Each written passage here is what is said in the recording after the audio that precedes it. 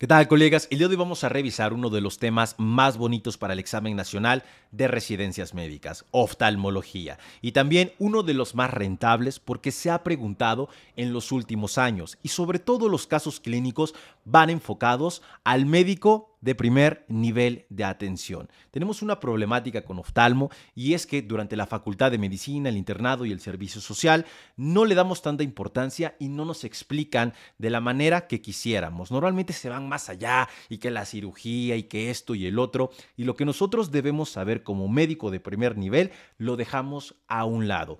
El día de hoy vamos a aterrizar todos estos conceptos para poderlo entender de manera sencilla y aplicarlo al día del examen y, por qué no, también a la práctica diaria. Ahora, como ustedes saben, yo tengo formación como oftalmólogo, ya terminé por fin la especialidad médica y me hace muy feliz poder hacer este video, además de que la experiencia que ya tengo dando clases seguro va a ser una clase de mucho provecho y en donde todos vamos a aprender. Vamos a iniciar con definiciones, defectos refractivos. Este tema se ha preguntado bastante. Iniciamos con la ametropía. ¿A qué se refiere? Una alteración del ojo como sistema óptico en donde los rayos de luz no focalizan en la retina. La función del ojo como sistema óptico es llevar los rayos de luz a la retina, específicamente, principalmente a la mácula, que es el área de mejor visión. Pero ¿qué pasa si no llega la luz a este lugar? Vamos a tener una imagen distorsionada. Eso es una ametropía y encontramos dos tipos de defectos, esféricos y cilíndricos. Los primeros, el error es uniforme y encontramos dos, la miopía y la hipermetropía. Y en los defectos cilíndricos, el defecto no es uniforme. Aquí encontramos el astigmatismo. Entonces, para que tengamos una visión normal, la imagen debe de caer los rayos de luz sobre la retina. Si caen antes, hablamos de miopía. Y si caen después, hablamos de hipermetropía. Vamos a iniciar con esto, con la miopía. La imagen se enfoca delante de la retina. ¿Por qué creen que pase esto? Exactamente, por un eje anteroposterior alargado. El ojo es muy grande, por lo tanto, los rayos de luz llegan antes y esto nos va a condicionar una mala visión de lejos. Y el tratamiento es con un lente cóncavo, negativo o divergente. Si los rayos de luz llegan antes, ¿qué necesitamos? Que lleguen después. ¿Cómo logramos eso? Con un lente que haga que la luz vaya hacia atrás, un lente divergente. Por otro lado, tenemos la hipermetropía. Aquí, ¿qué es lo que pasa? La imagen enfoca detrás de la retina. ¿Y por qué creen que pase? Exactamente, por un ojo pequeño. Entonces, esto nos va a condicionar una mala visión de cerca y aquí el tratamiento es con un lente convexo, positivo o convergente. Necesitamos que la luz llegue antes. ¿Y cómo logramos eso? Con un lente convergente. Muy fácil entender la miopía y la hipermetropía. Y nosotros utilizamos algo que se llama agujero estenopeico. Cuando nosotros colocamos este aparatito que tiene múltiples agujeros y si nuestro paciente mejora su visión con él, estamos hablando de una ametropía, es decir, que va a corregir con el uso de lentes. Pero si a pesar de que le pongamos este aparatito no mejora la visión de mi paciente, podemos hablar de otro tipo de patología, una patología estructural.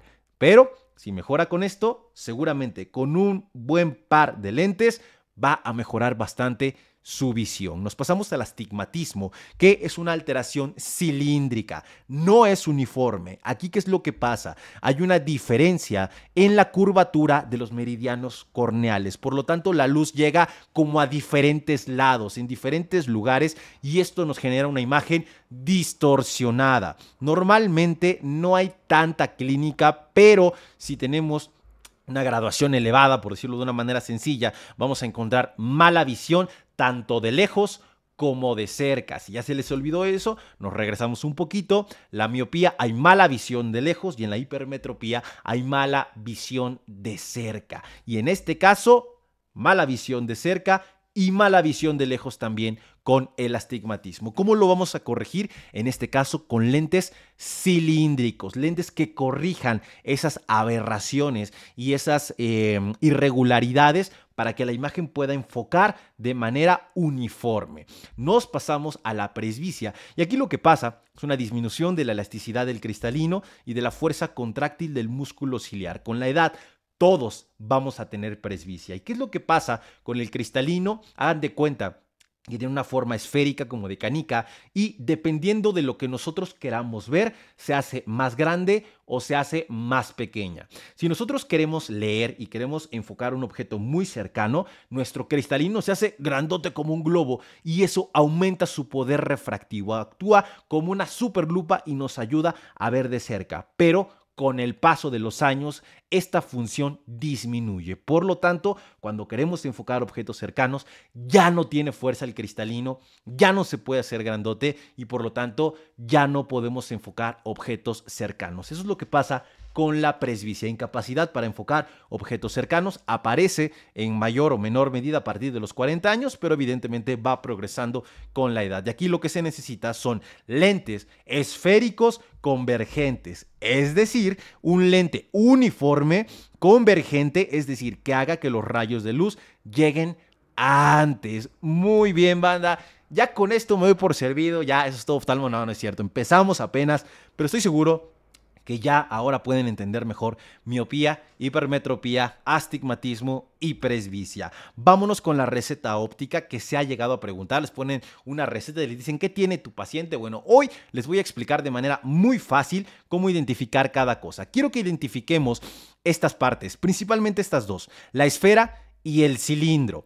Aquí tenemos la esfera y vamos a regresarnos un poquito. ¿Qué quedamos que era aquellos defectos esféricos? Exactamente, miopía e hipermetropía. Por lo tanto, si encontramos cualquier número, sea mayor, sea menor, pero que no sea cero, si encontramos cualquier número en la esfera, significa que hay una miopía o una hipermetropía, ¿vale? Muy fácil para recordar esta cuestión. ¿Y qué pasa si encontramos un número en el cilindro? Vamos a regresarnos. ¿Cuál quedamos que corrige con lentes cilíndricos? El astigmatismo, exactamente. Por lo tanto, si encontramos cualquier número en el cilindro, hablamos de un astigmatismo. ¿Y qué pasa si encontramos números en los dos? Hablamos de un astigmatismo compuesto con hipermetropía o con miopía. Y si encontramos en este caso, por ejemplo, un número negativo, hablamos de una miopía. Por otro lado, si en la esfera encontráramos aquí un número positivo, hablaríamos de una hipermetropía.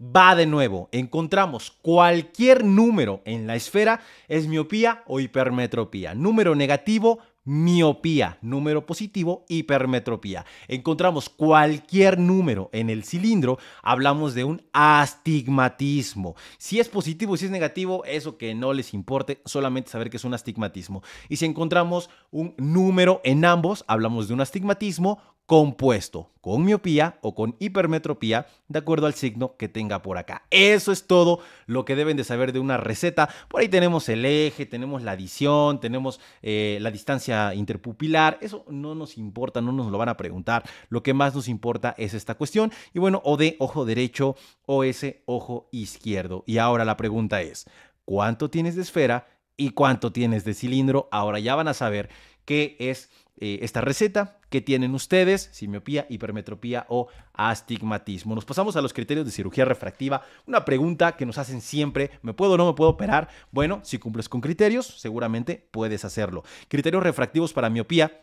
Encontramos que va de menos 0.5 a menos 7. Si está dentro de estos parámetros, se puede operar. Hipermetropía hasta más 5 dioptrías y astigmatismo hablamos de hasta menos 6 dioptrías. Bien, complicación en relación a la cirugía refractiva. Ojo seco, muchos que ya se han operado seguramente saben de lo que hablo. Hay que estarse poniendo gotas porque pueden quedar con el ojo seco.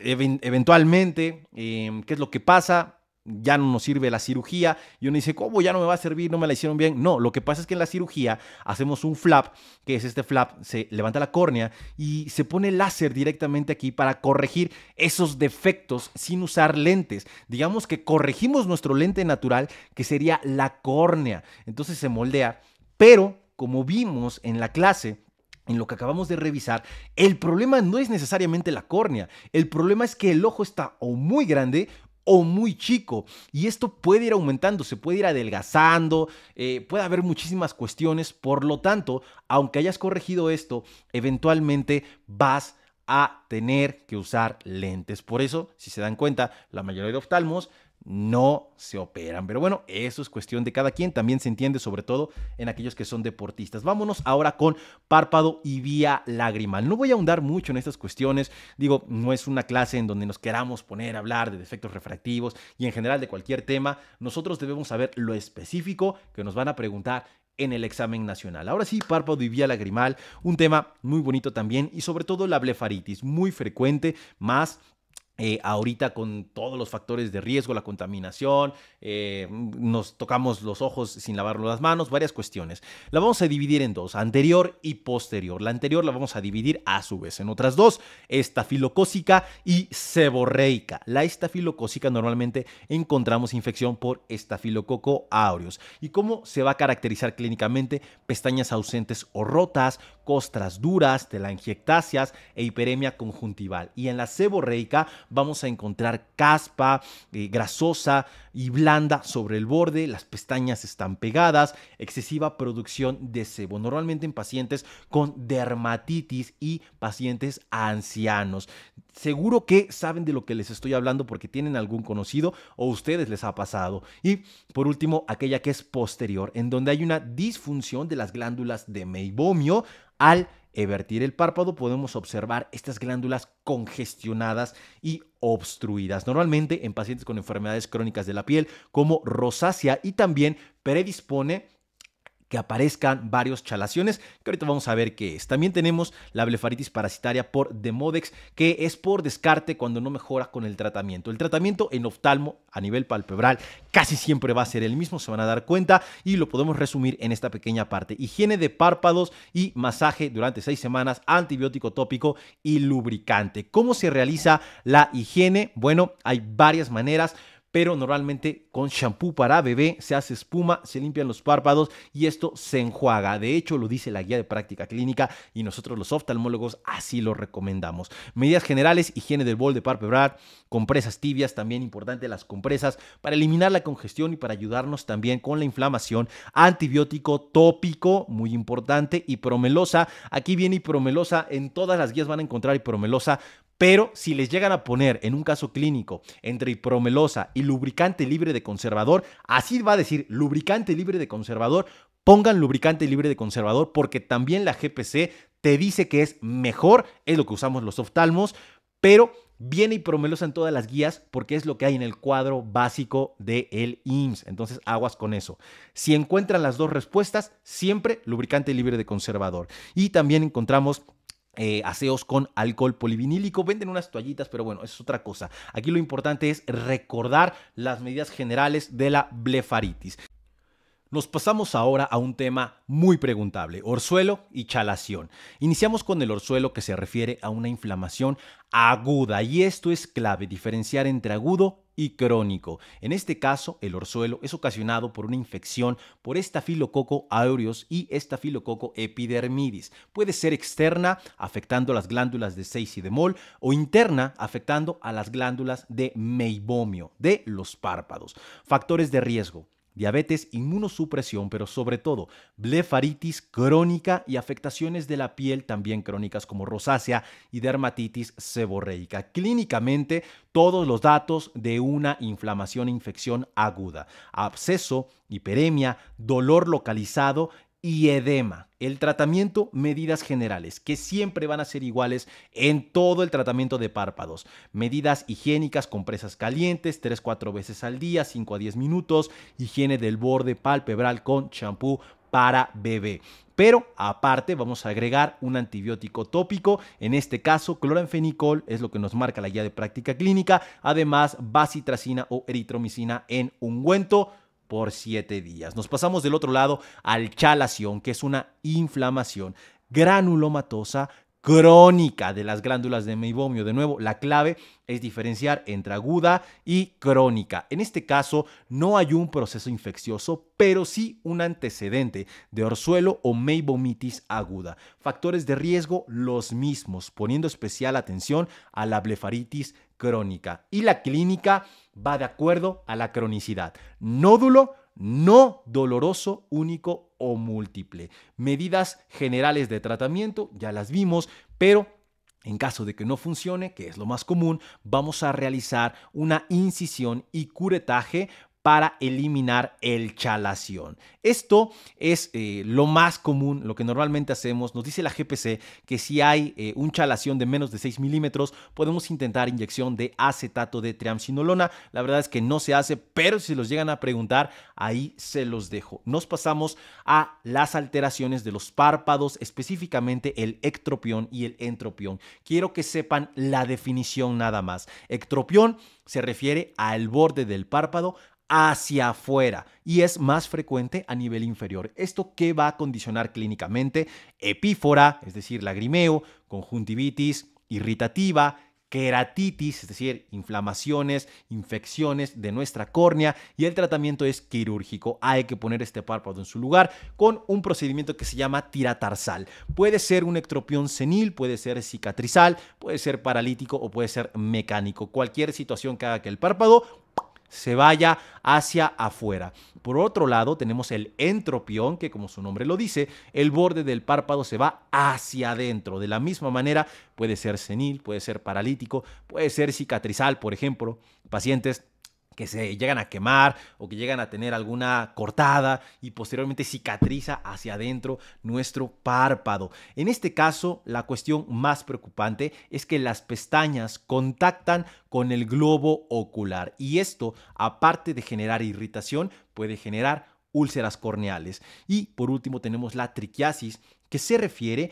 a las pestañas crecen en dirección hacia el globo ocular y de nuevo esto puede generar úlceras, puede generar irritación y tienen contacto directo con nuestra córnea. Entonces, de párpados en esta parte, esta imagen, recordar las definiciones: ectropión, entropión y triquiasis. Nos pasamos al epitelioma vasocelular, el carcinoma vasocelular, que abordamos este tema en dermatología de una forma más amplia. Aquí quiero que recuerden que es hasta el 90% de los tumores malignos palpebrales. Si les preguntan un tumor maligno de párpado, seguramente es un vasocelular. Más frecuente en varones de 50 a 70 años y en el párpado inferior, y aparece como un nódulo indurado que se umbilica y se ulcera. Como cualquier carcinoma vasocelular, es invasivo localmente, indoloro y moderadamente radiosensible. Nos pasamos a la dacrioadenitis, en donde quiero que recuerden también la definición. Inflamación de la glándula lagrimal, que hay que diferenciar con una dacriocistitis, que es completamente distinto, pero por los nombres nos podemos equivocar. Esta es secundaria a infecciones sistémicas como una parotiditis o un sarampión. Pero la dacriocistitis, que es la más preguntable, se refiere a una infección directamente aguda bacteriana por Staphylococcus aureus. Aquí hay una tumoración en el canto interno. La piel se torna hiperémica, edematosa, dolorosa e incluso puede drenar y generar una fístula. Aquí el tratamiento es con antibiótico tópico, sistémico y AINES. No así en la dacrioadenitis, en donde hay que tratar ya sea la parotiditis, la sarampión, que como sabemos es sintomática, y solamente dar antiinflamatorio. Ese es el tratamiento y la diferencia entre dacrioadenitis y dacriocistitis. Regresando a la dacriocistitis, también tenemos la forma crónica, que se refiere a una inflamación y obstrucción que nos genera, aparte de todo esto, epífora, y esto suele pasar en pacientes con obstrucciones prolongadas o que tienen alguna infección muy severa y se va cronificando, y el tratamiento es dacriocisto-rinostomía. Nos pasamos al tema más importante de la vía lagrimal, que es la estenosis congénita de la vía lagrimal. Se refiere a una obstrucción del conducto nasolagrimal, normalmente a nivel de la válvula de Hasner. Normalmente la lágrima debería de drenar desde nuestro ojito hacia la nariz. Pero ¿qué pasa si tenemos alguna obstrucción? No va a drenar, se va a acumular la lágrima y esto nos va a condicionar epífora, lagrimeo y también nos puede generar infecciones. Eso es lo que pasa con la estenosis congénita de la vía lagrimal y en este caso afecta hasta el 6% de los recién nacidos y el 20% de los prematuros. Clínicamente ya lo vimos, epífora, aumento del menisco lagrimal, hay inflamación, hay dolor, hay edema y dermatitis secundaria por tener tanta lágrima ahí. Crónicamente, epífora e inflamación. Sobre todo, recuerden, la causa, la etiología va a ser una obstrucción normalmente a nivel de la válvula de Hasner. Y aquí en el diagnóstico y la clasificación solamente quiero que recuerden el nombre de la escala de Munk, que nos sirve para clasificar la epífora, el lagrimeo. ¿Cómo se divide? ¿Qué evalúa? No me importa, solamente recuerden el nombre. Y además tenemos la prueba de desaparición de colorante, en donde básicamente lo que se busca es que no haya tinción residual, ¿no? Que drene de manera adecuada y esto sería lo correcto. Si no drena es porque hay una obstrucción. Nos pasamos ahora sí a la parte más importante, el tratamiento. El 80% resuelve de manera espontánea a los 3 meses. Por eso vamos a iniciar con medidas higiénicas, masaje de la vía lagrimal 3 a 4 veces al día, 5 a 10 veces hasta el primer año de edad, con técnica de Kriegler, debido a que la mayoría mejora de manera espontánea, solamente hay que ayudarle un poquito. Pero ¿qué pasa si llegamos a los 6 meses y no se ha corregido? Ahí sí, tratamiento quirúrgico. Sondeo después de 6 meses de vida y se puede realizar hasta 2 veces. ¿Qué hacemos? Pasamos una sondita por aquí para eliminar las obstrucciones. Aquí pueden observar el procedimiento. Se puede realizar hasta 2 veces. Si falla, pasamos al siguiente escalón, que sería colocación de tubo de silicón. Es lo mismo, pasamos la sonda, pero dejamos un tubito de silicón para canalizar la vía y se retira a los 2 a 6 meses. Y en caso de que falle también podemos realizar esta cirugía que ya es más agresiva, una dacriocistorrinostomía a partir de los 2 años si no ha mejorado con ninguno de esos procedimientos. Les dejo el algoritmo, que es básicamente lo mismo. Lo que debemos saber es, cuando tenemos uno de estos pacientes, referir con el oftalmólogo e iniciar manejo conservador con masajes. A partir de ahí tenemos el algoritmo de tratamiento, que es lo que les acabo de explicar, solamente se los dejo para que lo revisen. Y también aquí se menciona la prueba de Jones. Solamente recordemos que hay prueba de Jones tipo 1 y tipo 2, que la Jones 1 solamente se coloca el colorante y se busca si hay drenaje o no colocando un hisopo en nuestra nariz, y en el Jones 2 se inyecta directamente colorante y solución para ver si hay o no una obstrucción. Eso es lo que debemos saber de la Jones, diferenciar una de otra. Nunca se pregunta, esto ya se hace en segundo nivel de atención. Y aquí viene todo el algoritmo, en donde voy a saltarme al tratamiento. A partir de los 6 meses vamos a realizar ya sondeo. Si falla, repetimos el sondeo. Si falla, podemos realizar una dacrointubación, y si falla, nos saltamos a la dacriocistorrinostomía. Nos pasamos a vítreo y retina. Un tema muy bonito, muy sencillo, de nuevo desde el punto de vista del médico general, porque si esto lo ve un oftalmólogo, evidentemente puede pasarse horas hablando al respecto. Es una especialidad, una alta especialidad, incluso muy bonita, pero debemos saber cosas muy puntuales. Y vamos a iniciar con las alteraciones del vítreo, el desprendimiento de vítreo posterior. ¿Qué es lo que pasa? Recordemos que tenemos un gel en la parte posterior de nuestro ojo que se llama vítreo, y con el tiempo se empieza a adelgazar, se empieza a desprender, pierde su anclaje y es benigno en el 90% de los casos. No pasa absolutamente nada, por lo tanto no hay que tratarlo. Clínicamente lo vamos a observar como miodesopsias, estas moscas volantes, o podemos observar como basuritas, y hasta el 10%, 15% puede generar hemorragias o desgarros. No es lo común. De hecho, si ustedes les aseguro, cierren su ojito, cierren un ojito y empiecen a buscar esa manchita que seguramente ven, o esa basurita que a veces ven con fondos blancos. Eso es el vítreo que anda volando por ahí. Entonces, la mayoría de las veces es benigno y no requiere ningún tipo de tratamiento.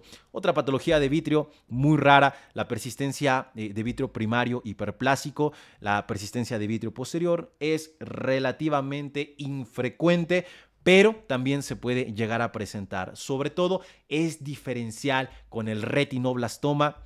Hay que también tenerlo en cuenta, pero solamente se los dejo para que lo conozcan. Lo que se puede preguntar aquí es el DVP, desprendimiento de vitrio posterior. Lo más importante de retina y vitrio, por mucho, es el desprendimiento de retina, que se pregunta bastante, se ha preguntado en los últimos años en el examen nacional y es muy fácil de recordar. ¿A qué se refiere el desprendimiento de retina? Separación de la retina neurosensorial del epitelio pigmentario que produce una rápida pérdida de la agudeza visual sin presencia de dolor. ¿Recuerdan la primera parte de la clase en donde hablamos que la luz debe de llegar a la retina para que nosotros podamos ver bien? Bueno, pues esta retina, que es parte del sistema nervioso central, básicamente lo que hace es transformar esa luz en imágenes y mandarla a nuestro cerebro. Entonces, todo esto es súper importante. ¿Qué pasa si se desprende? Pues no vamos a ver, así de sencillo. Yo siempre lo describo como un papel tapiz y hagan de cuenta que ese papel tapiz, han visto cuando le empieza a entrar humedad, cómo se abomba y si le picas se rompe. Eso es un desprendimiento de retina. Empieza a entrar agua, normalmente empieza a entrar agua por un desgarro, por alguna lesión, se empieza a bombar y acaba por desprenderse como un papel tapiz. Vamos a dividirlo en varias partes. Regmatógeno, que es el más frecuente y el más importante. Traccional, en donde ese papel tapiz se jala normalmente por membranas, esto característico de los diabéticos. Y el exudativo, en donde empieza a haber líquido por debajo del papel tapiz, por debajo de la retina, debido a un proceso inflamatorio. Se presenta en 1 de cada 10 personas y normalmente en individuos de edad media o de la tercera edad miopes altos. Esto en el regmatógeno. El traccional y el exudativo no lo vamos a tocar. Quiero que nos enfoquemos en el más importante, el regmatógeno. Entonces, el principal caso clínico en ARM que les van a poner es paciente de 25 años de edad que acude por pérdida súbita de la agudeza visual y que dice que ve una mancha o una cortina que cae. Ese es el caso clínico típico que se ha preguntado muchísimas veces en el examen. Ya tienen esa pregunta correcta. Eso, colegas, es un desprendimiento de retina regmatógeno. El principal factor de riesgo, la miopía, y como factores de riesgo, lesiones precursoras, lesiones predisponentes, algún desgarro que aparecen normalmente en miopes altos. ¿Por qué en miopes altos? Porque la retina se empieza a adelgazar y si se empieza a adelgazar es más fácil que se rompa. Clínicamente podemos encontrar miodesopsias, fotopsias, pero el dato característico, sombra en el campo visual, un escotoma, una cortina que cae. Cuando alguien, más bien cuando nos referimos a un escotoma, es una mancha negra tal cual, una pérdida de campo visual. Entonces, si alguien te dice que ve una mancha negra, hay que hacerle caso, y si es un joven que utiliza unos lentes grandotes, hay que tener mucho cuidado. El diagnóstico es con oftalmoscopía con lente de Goldman. Básicamente, yo recuerdo la primera vez que leí esto en la GPC y que pues no era oftalmo. Dije, ¿qué chingado será la oftalmoscopía, lente de Goldman? Básicamente es verlo en la lámpara de hendidura, la lámpara que utilizamos los oftalmos, le pegamos este lente y este lente nos permite ver la retina. A eso se refiere oftalmoscopía, es el diagnóstico de elección. Y en caso de que tengamos alguna situación que no podamos ver porque haya sangre o porque tenga la pupila no dilatada, no sé, cualquier cosa, utilizamos un ultrasonido modo B, que tiene una sensibilidad y una especificidad de 96 y 98% respectivamente. Entonces, esos son los métodos diagnósticos que tenemos. El tratamiento va a ser, antes de que se desprenda, dar fotocoagulación láser, que básicamente sella y quema la retina, y en caso de que ya se haya desprendido, hay que realizar cirugía, cual vitrectomía, y dependiendo de lo que se observe, se puede colocar silicón, se puede colocar gas, se puede colocar un cerclaje, se puede colocar láser, diatermia, un montón de cosas que hacen los retinólogos que están bastante padres. Entonces, tenemos un desgarro, tenemos por ejemplo, aquí un desgarro en herradura, tenemos alguna lesión, la rodeamos con láser, quemamos todo esto para que el daño se limite al área en donde está y no nos afecte toda la retina. Pero ¿qué pasa si ya se desprendió la retina? Hay que operar. Primero se quita todo el gel vítreo y vas a poder tener la retina expuesta. Por ejemplo, este es un cerclaje, aquí es una vitrectomía, y básicamente lo que se hace es pegar la retina, ponerle láser, ponerle diatermia o lo que sea, crioterapia, y después de eso se coloca en lugar de este gel vitrio gas, o también se puede colocar silicón o solamente se puede colocar aire dependiendo del procedimiento y de qué tan avanzado esté el desprendimiento. ¿Qué es lo que nos dice la guía de práctica clínica? Tenemos un paciente con desprendimiento de retina, es una urgencia oftalmológica, hay que referirlo y solamente no se va a tratar de manera urgente si ya tiene más de 10 días de evolución nuestro desprendimiento de retina. Todos los demás hay que operarlo de manera inmediata. Nos pasamos a la retinopatía diabética, también siempre preguntable y muy fácil de recordar. Es una enfermedad crónica progresiva asociada a hiperglucemia prolongada y se caracteriza por una microangiopatía a nivel retiniano. Recordemos que con la diabetes sufren todos los vasos de pequeño calibre y que calibre tenemos en la retina pues muy pequeño, por lo tanto vamos a encontrar alteraciones aquí. Es la causa más frecuente de ceguera en edad reproductiva, aguas, en edad reproductiva, porque la catarata es en general la principal causa de ceguera. Esta es en edad productiva, la retinopatía diabética, con una prevalencia en México del 31%, imagínense, y afecta hasta el 95% de los diabéticos de más de 20 años. Entonces, casi todos les va a dar retinopatía diabética y por eso es tan importante. Lo que más se pregunta es cuándo vamos a mandar a valoración oftalmológica a nuestro paciente. Diabetes mellitus tipo 1 a los 3 años del diagnóstico y dependiendo del control vamos a darle seguimiento. Paciente controlado, evaluación anual y paciente que no tiene control, la evaluación es semestral. Si ya tiene alguna alteración rara hay que referirlo de manera inmediata. Y el diabético mellitus tipo 2, el paciente con diabetes mellitus tipo 2, vamos a realizar revisión de fondo de ojo, es decir, referencia al oftalmólogo de manera inmediata y dependiendo de lo que tenga nuestro paciente, las revisiones van a ser periódicas. Lo que me interesa aquí que recuerden es que es de manera inmediata. Ya lo demás, digo, si se lo pueden aprender, qué bueno, si no, no pasa nada. Si el paciente no tiene retinopatía, vamos a darle seguimiento cada 2 años si tiene buen control y cada año cuando su control no sea tan continuo. Si ya tiene retinopatía y es proliferativa, hay que referirlo de manera inmediata y urgente. Si nuestro paciente tiene retinopatía, de acuerdo a la clasificación,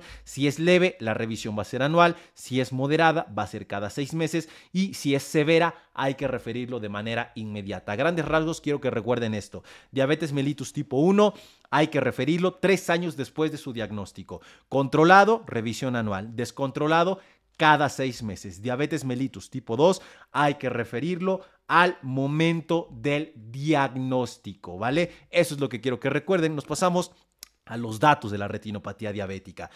¿Qué vamos a encontrar en una retina que está enferma por diabetes? Lo que aparece primero y lo más preguntable son los microaneurismas. Primera lesión que aparece en la retinopatía diabética y se refiere a dilataciones capilares como puntos rojos. Estos vasos que empiezan a salir, que son nuevos, que son inmaduros, empiezan a generar microaneurismas. Y también quiero que recuerden los neovasos. ¿Por qué quiero que recuerden los neovasos? Porque marcan la línea entre una retinopatía diabética no proliferativa de proliferativa, es decir, ya con neovasos, ¿vale? Y además encontramos todos estos, hemorragias, exudados, edema. Es importante que lo sepan definitivamente, pero los dos más preguntables, microaneurismas y neovasos. Todo lo que podemos encontrar en un paciente con retinopatía diabética, exudados blandos, exudados duros, edema macular, encontramos microaneurismas por aquí, encontramos hemorragias, encontramos neovasos, todo eso se puede presentar en nuestro paciente con diabetes. Y qué es lo bonito, que esta imagen que están viendo, esta imagen nosotros la vemos cuando revisamos a nuestro paciente. Estoy segurísimo que más de uno va a querer hacer oftalmo después de esta clase. Entonces, microaneurismas, aquí los pueden ver. Esta imagen viene de la guía de práctica clínica y los neovasos aquí también los pueden ver. Y aparte podemos encontrar todo lo que ustedes quieran. Podemos encontrar edema, podemos encontrar exudados duros, exudados blandos, encontramos arrosariamiento, encontramos hemorragias. Sí, muy importante. Pero lo más preguntable, ya se los dije. ¿Cómo vamos a clasificar la retinopatía diabética? Retinopatía diabética no proliferativa y proliferativa. No proliferativa, leve, moderada y severa, y proliferativa cuando tenemos neovasos. Ahora, la no proliferativa leve se caracteriza por microaneurismas. La no proliferativa moderada, microaneurismas, pero localizados en un cuadrante ya de manera abundante que se acompañan de otras alteraciones, exudados, hemorragias, localizados a un cuadrante, y severa cuando ya encontramos en más de un cuadrante. Así quiero que lo recuerden. Todo esto que aparece sí está muy padre, exudados blandos y duros en cualquier cantidad, y encontramos todas estas cuestiones, pero lo que deben de recordar es que es en varios cuadrantes. Nos pasamos a la retinopatía diabética proliferativa, y en este caso lo importante es recordar que si hay novasos ya es proliferativa, y si tenemos hemorragia ya es de alto riesgo. Por último, en retinopatía diabética proliferativa avanzada ya encontramos desprendimiento de la retina por tracción. Nos pasamos a las imágenes que podemos observar. Retinopatía diabética leve, los microaneurismas, retinopatía diabética moderada, localizada en un cuadrante, y severa ya en más cuadrantes. Proliferativa, sin datos de riesgo, neovasos nada más, con datos de riesgo ya hemorragia, y avanzada ya encontramos desprendimiento de retina o glaucoma neovascular. Muy fácil de recordar, pero lleva su tiempo, sobre todo entenderlo un poquito. No se estresen, les estoy dando lo que deben de saber. Tratamiento, aquí el tratamiento: panfotocoagulación siempre. Que tiene retinopatía diabética, panfotocoagulación. Que tiene hemorragias, panfotocoagulación. Que tiene microaneurismas, panfotocoagulación. Tiene exudados, panfotocoagulación. Ya todo lo demás se lo dejamos al oftalmólogo. Todo esto lo hace un oftalmólogo, evidentemente, pero dependiendo de cuestiones muy específicas, hay muchísimos tratamientos: vitrectomía, después láser, silicón, gas, antiangiogénico, un montón de cosas. Pero lo que debemos recordar es la base del tratamiento, y es la panfotocoagulación láser, que básicamente es quemar toda la retina para disminuir las demandas metabólicas que tiene la retina, y de esta manera se elimine el daño. Aquí les dejo cómo se dan las sesiones. Lo que me impresiona es que todo esto viene en la guía de práctica clínica, no se lo estoy poniendo de más, lo dice la GPC. Entonces, resumido, esto es lo que quiero que recuerden: panfotocoagulación. Y bueno, regresándome un poquito, en caso de que ya tengamos una hemorragia que no cede, ¿no? Una hemorragia abundante, que tengamos un desprendimiento de retina, básicamente una retinopatía diabética proliferativa avanzada, hay que operar. Y hay que operar realizando vitrectomía, que ya les expliqué, y todo lo que les dije que se puede hacer ahí. Nos pasamos a la retinopatía esclerohipertensiva. Otro tema importante que también se ha preguntado. Aquí lo importante es recordar las características para diferenciar una retinopatía diabética de una esclerohipertensiva. ¿Qué es lo que pasa? Ateroesclerosis retiniana, y hay cambios de forma y del calibre arterial. Se empieza a engrosar la íntima, hay cambios de coloración, los famosos hilos de cobre y de plata, y sobre todo cruces arteriovenosos, el famoso signo de Gunn. Disminuye el calibre, aumenta el calibre venoso, anomalías vasculares, todo lo que se puedan imaginar ocasionado por este caso, una ateroesclerosis. Además, podemos encontrar exudados, hemorragias, edema de papila. Como se pueden dar cuenta, hay datos muy específicos que nos diferencian una retinopatía esclerohipertensiva de una diabética, sobre todo el antecedente, ¿no? Pero si les ponen un caso clínico, lo que deben de buscar en la retinopatía esclerohipertensiva son el signo de Gunn, que son los cruces, los hilos de plata, los hilos de cobre. Sobre todo eso es lo que les van a poner. Y tenemos la clasificación de Kidd-Wagner, que clasifica a nuestra retinopatía hipertensiva en grado 1 cuando tenemos hilos de cobre y no hay cruces, grado 2 cuando tenemos hilos de cobre y algunos cruces, grado 3 cuando tenemos hilos de plata y hemorragias y exudados, y por último grado 4 que encontramos hilos de plata y edema de papila. Muy fácil de recordar la clasificación de Kidd-Wagner. Nunca se ha preguntado, pero sí se ha preguntado cuáles son las características de un paciente en la retina con retinopatía esclerohipertensiva. Y aquí tenemos ya todo resumido en relación a la retinopatía esclerohipertensiva para que también lo puedan resumir. Nos pasamos a las oclusiones arteriales de retina, un tema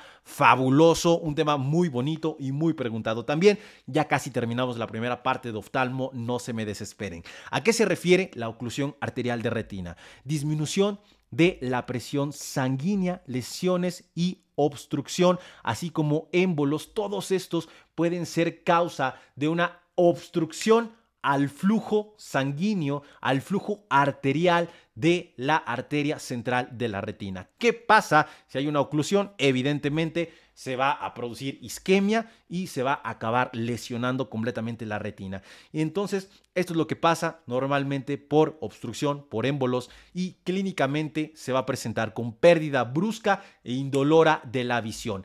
Es la principal causa de amaurosis fugaz. Una cosa es que alguien diga que no ve, o que ve una mancha, o que ve una cortina que cae, como en el desprendimiento de retina, y otra cosa es que deje de ver completamente. Este paciente, el de la oclusión arterial retiniana, deja de ver por completo, amaurosis fugaz.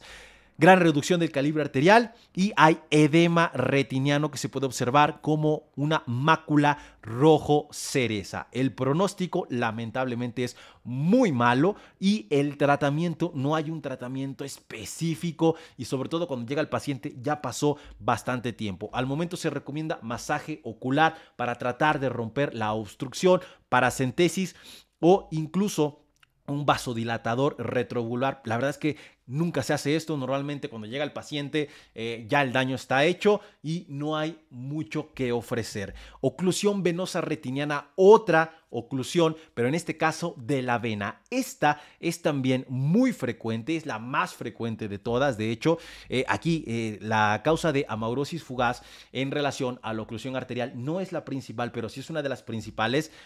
La principal, ahora sí, es la oclusión venosa retiniana. Causa más frecuente de amaurosis fugaz, pero aquí parcial o total, más frecuente que la oclusión arterial de retina y normalmente aparece en mujeres de 60 años con antecedente de hipertensión arterial sistémica. La clasificamos en dos, central y de rama. En la central vamos a encontrar la obstrucción que nos genera problema en toda la retina. Hemorragia en flama, así se conoce en los 4 cuadrantes, además de edema macular. Afecta todos los cuadrantes, pero ¿qué pasa si solamente se afecta una rama? Normalmente la temporal superior se va a limitar el daño a un cuadrante y vamos a encontrar amaurosis parcial. Solamente vamos a encontrar pérdida de la visión de un cuadrante. Muy importante la oclusión venosa y diferenciarla, ¿no? De una oclusión arterial en donde hay pérdida completa de la visión, en donde es muy brusco y en este caso